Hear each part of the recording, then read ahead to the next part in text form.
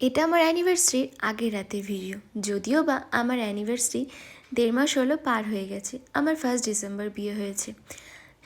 এই নিয়ে আমার 3য়তম বছর আমার বিবাহিত জীবনের। তাই ভেবেছিলাম ছোট্ট মতো একটা সারপ্রাইজ দেবো ওকে। ওকে ফুল দেওয়া তোর কথা শোনো, ওতে নাকি কাঁটা আছে। Happy anniversary to you. আমরা হাজব্যান্ড ওয়াইফ হওয়ার আগে খুব ভালো বন্ধু, তাই জন্য দুজন দুজনের সামনে কখনোই সিরিয়াস হতে পারি না। এদিকে আমার অভিযোগ, ও নাকি আমাকে একটুখানি কেক খাইয়েছে। এরপর ও আমার জন্য যে গিফটটা এনেছিল সেটা আমাকে পরিয়ে দিচ্ছে, যদিও বা পছন্দ করে এটা আমিই এনেছি, ও খালি টাকা দিয়ে দিয়েছিল। এটা পরের দিন সকাল সকাল সকাল স্নান পুজো করে এবার যাচ্ছি একটা মন্দিরে, সাথে আমার ভাগ্নিকেও নিয়ে নিয়েছি।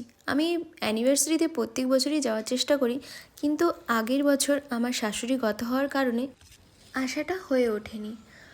আমার শ্বশুরবাড়ির এখানে এই মন্দিরটাতেই আমি আগের বছরগুলোতেও এসেছি।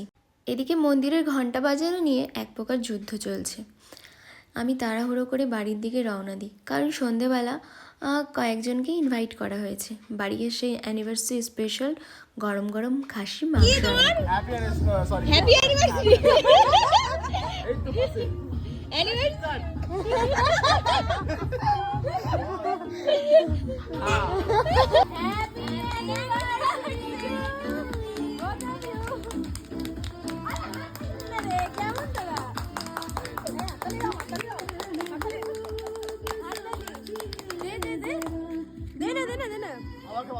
এখানে সব থেকে বেশি এক্সাইটেড আমার ভাগ্নিই ছিল। এখানে টুকটাক একটু ফটোশ্যুট চলছে, তবে ব্লগটা এখানেই শেষ করছি। আজকের মতন আসি।